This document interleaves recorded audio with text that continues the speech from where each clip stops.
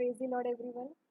First of all, I would like to thank our Lord for giving me an opportunity to share my small testimony with all of you. Second, I thank our Achan for his constant prayers and support, and also my heartfelt gratitude to all my Sunday school teachers and church members who prayed for me and for their guidance and support. So, as you all know, a few days back, class 12th results were out, and by God's grace, I secured good percentage. So, there's a small story behind it that I would like to share, and I really hope that my testimony encourages someone who thinks something is impossible for them or they cannot do it. So, what happened? I had a test in my coaching for which I had studied quite well and I expected to get good marks. But when the teacher was evaluating our papers, she called me and said that you come among those children who get stuck up at margin. You really need to work hard.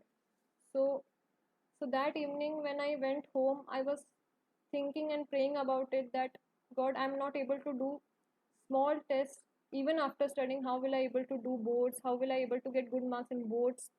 So then I opened my daily bread book. In that I got a message that said, don't be afraid to be specific and ask for seemingly impossible. Begin to pray for it consistently and watch for God's response. So I thought, what would be impossible for me? For me, my aim usually was like, anyhow I need to get at least 90% or above. Even that was a great achievement for me. So for me, coming in top 10 at my school was like impossible, but still I kept my faith in God that if he is asking me to ask him for seemingly impossible, surely he has better plans.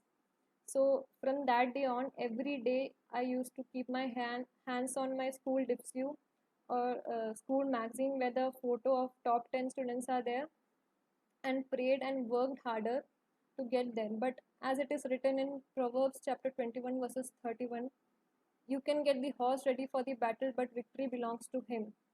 So my victory belongs to him and him only, and I thank him for his grace and his faithfulness, that he fulfilled his promise and helped me reach what I aimed for. Because I know without him I won't be able to do it. And he is able to do immeasurably more that we can ask or even imagine.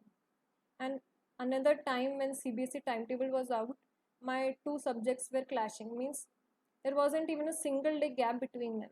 So I got really worried that how will I able to do it?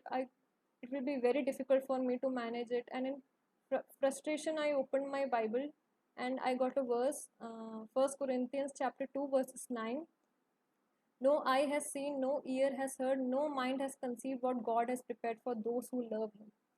At that time, I got relieved, but then these two subjects only kept on postponing, and at last it got cancelled. And at that time, I thought my whole labor went into vain. And when the evaluation process was out, I lost all my hopes because on the basis of my tough papers, they were going to check my scoring papers. So, but then again, I got a verse, Exodus chapter 14, verses 14. The Lord will fight for you. You just need to be calm. And when the results were out, I couldn't believe it. You see, I mean, there wasn't even a need for me to write the exams, and I got good marks on those two subjects. He prepared his own timetable, and all he asked me was to be calm. So sometimes we will not be able to see what he is preparing for us, but trust him, for he definitely has great plans. And I really thank him for all he has done. He took my weakness and he gave me his strength. And at last, I would like to quote a verse, 2 Corinthians chapter 12 verses 9. For he said to me, my grace is sufficient for you, for my power is made perfect in weakness. Thank you.